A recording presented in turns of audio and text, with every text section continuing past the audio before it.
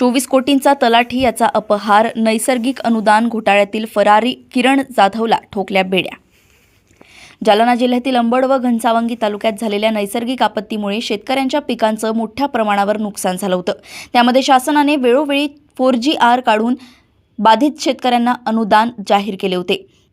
त्यामध्ये शासनाने वेळोवेळी 4GR काढून बाधित शेतकऱ्यांना अनुदान जाहीर केले होते। त्यामध्ये अंबड व घनसावंगी तालुक्यात याद्या अपलोडिंगचे काज करणारे संबंधित अधिकारी कर्मचारी यांनी मोठ्या प्रमाणावर बोगस म्हणजे शेती नावावर असलेले नावे याद्यामध्ये अपलोड करून त्यांचे नावे आलेल्या शासनाच्या अनुदानाची रक्कम त्यांच्याकडून परस्पर परत घेतल्यासंबंधी तक्रारी प्राप्त झाल्या होत्या।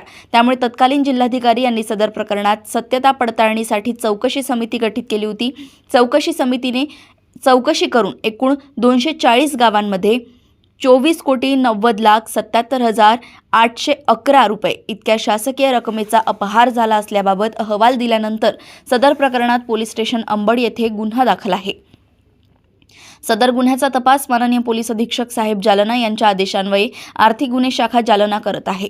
सदर गुन्ह्यात यापूर्वी 8 आरोपितांना अटक करण्यात आली आहे।